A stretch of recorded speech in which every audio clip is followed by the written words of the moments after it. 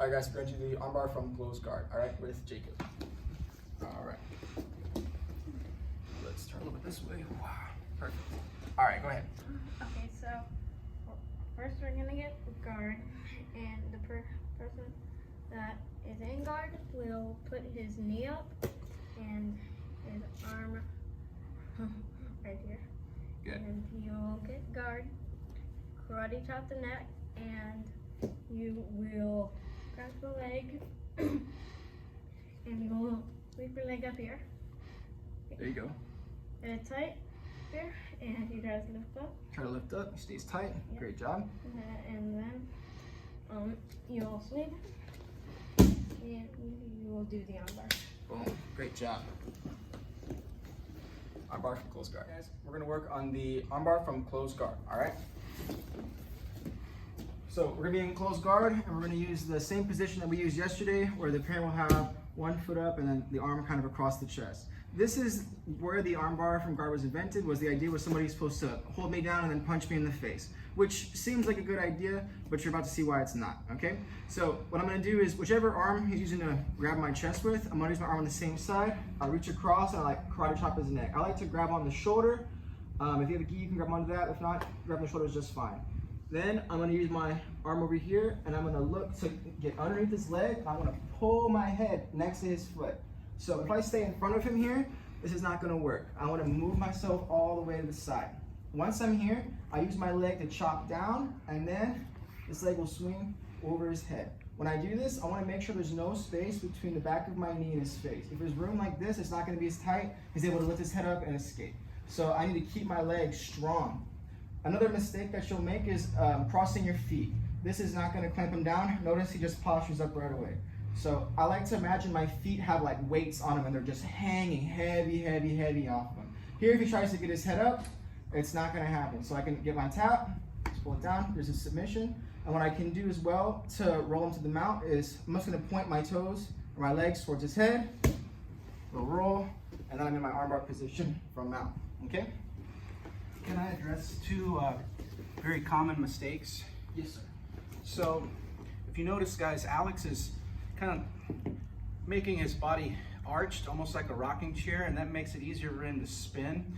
The back is very flat on the mat. It's going to be hard to spin, and the tendency is for them to just kind of turn on their side to get the leg over the head without spinning. So it's easy for them to get the leg over the head, but they have no control of me here. I can easily get away from this. So if your child is turning sideways, it's generally incorrect as a general rule. And let's see, another thing is just, he had already kind of addressed squeezing down on the neck. Notice that there's no space whatsoever here. So even if he's squeezing down, come back, like this, you see how there's a little daylight here? I can use this to create a gap to get my arm out. So there should be absolutely no daylight or space between the back of the knee and the person's neck. So if you notice, he's not even hugging the arm right now, but he has complete control of me. The arm is the last thing to go. Okay, the other thing we can turn this way a little bit is if you look at his angle, another common mistake is to leave this leg too low on the hip. And even if he does everything else correct, it's just too easy for me to pull my arm out. So those are a lot of like key things. Don't turn on your side. There's no daylight between the knee and the neck. And this leg is not on the hip. It needs to clamp the shoulders. Look how high it is on my shoulder. Put the foot in the armpit is the idea. And then both of my knees can be together here, pointing at the sky. Now when you're going to sweep, don't push straight away, because my knee, we turn sideways here. My knee on the ground on this side is a structure to fight his push. So push into me. You notice my knee is keeping me kind of balanced here. So what he'll do is he'll go to where I have no base, which is that way, and then it dumps me right over. Okay? Want to see it again, or anything you want to add to that? I think that's pretty good. Our armbar from closed guard. You can try adding a little bit of speed to it. This move requires a lot of repetitions.